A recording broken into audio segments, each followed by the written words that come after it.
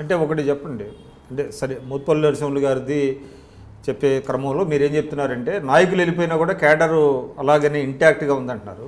అది సాధ్యం అంటారా? అది 100% అండి. ఎందుకంటే ఇది వామపక్షాలు ఏదైతే క్యాడర్ బేసో నేను తెలుగుదేశం పార్టీ కాబట్టి నేను ఇక్కడ ఉన్నా కాబట్టి చెప్తున్నది కాదు విక్రమ్ గారు. నేను చెప్పేది ఏంటంటే ఇప్పటికి కూడా ఈరోజు బెల్లంపల్లిలో కూడా ఎవరు కూడా ఇన్ఛార్జీలు లేరు, ఉన్నా కూడా ఇంటాక్ట్ లేరు.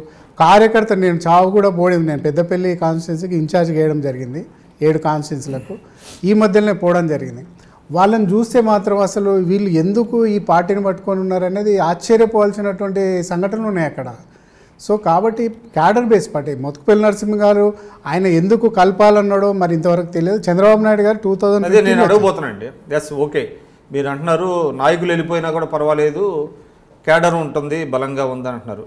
చంద్రబాబు గారు చెప్తున్నారు, మిగతా నాయకులు కూడా చెప్తున్నారు. అటువంటి సమయంలో నాయకులు వెళ్ళిపోయినా పర్వాలేదు అనుకుంటున్న సమయంలో పార్టీకి కొంత డ్యామేజ్ చేసినటువంటి మోత్కుపల్లి గారు కూడా ఒక పెద్ద నాయకుడు.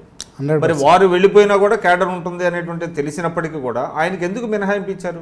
అంటే నేను అనేది ఆయన్ని మీరు చర్య తీసుకోమని అనలా, బట్ ఆయన చేసినటువంటి ఒక ఏదైతే వ్యాఖ్య ఉన్నదో అది పెద్ద ప్రకంపనలు సృష్టించింది. తెలుగుదేశం పార్టీని విలీనం చేయాలి టీఆర్ఎస్లో, తెలంగాణ తెలుగుదేశాన్ని అన్నారు. సరే, అది సాధ్యం కాదనుకోండి. అటువంటిది ఒక మనోధైర్యం కోల్పోయేటువంటి ఒక వ్యాఖ్య మోత్కుపల్లి గారు చేశారు. ఎందుకు ఆయనకి మినహాయింపు ఇచ్చారు? అంటే ఇది మీ బలహీనత, బలమా? విక్రమ్ గారు, మీకు సీనియర్ మోస్ట్ జర్నలిస్ట్, మీకు అన్నీ తెలుసు.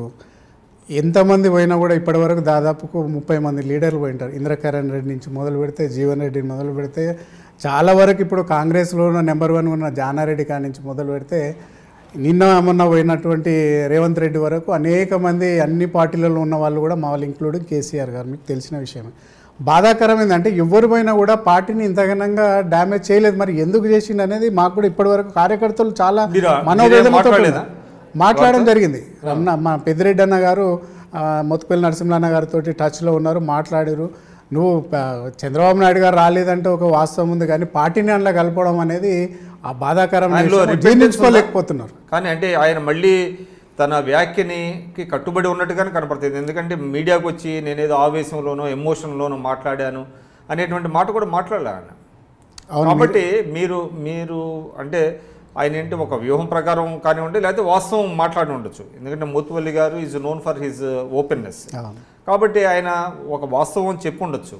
కానీ మీరు కనీసం షోకాజ్ నోటీస్ కూడా ఇవ్వలేదని అంటే అది తెలంగాణలో తెలుగుదేశం పార్టీ యొక్క బలహీనతని తెలియజేస్తుంది అనేటువంటిది సర్వత్రా వినపడుతుంది. ఒకటి, ఆ ఇన్సిడెంట్ అన్నగారి వర్ధంతి జనవరి 18 అయిన తర్వాత 2-3 మీటింగ్లు అయినాయి. మరి ఇంతవరకు తనకైతే పిలుపు అయితే లేదని మాకున్న సమాచారం.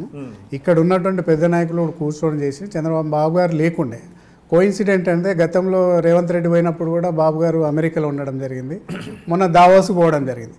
కాబట్టి అంతా రివ్యూ చేసిన తర్వాత మన రాష్ట్ర కమిటీ రమణ గారు ఉన్న, రాహుల్ అన్న గారు, రవి ప్రకాష్ రెడ్డి గారు అందరూ కూర్చొని ఇక్కడ ఉన్నటువంటి సమాచారాన్ని బాబు గారు చెప్పడం జరిగింది. మాకు తెలిసినంతవరకు నిన్న శిక్షణా తరగతులు జరిగినటువంటి ఇంటింటికి తెలుగుదేశం రివ్యూ మీటింగ్లో కూడా చాలామంది కార్యకర్తలు మీరు వేసిన క్వశ్చనే వేయడం జరిగింది. నాకు తెలిసినంతవరకు ఈ వారంలో క్లారిటీ వచ్చే అవకాశం ఉందని నేను అనుకుంటాను.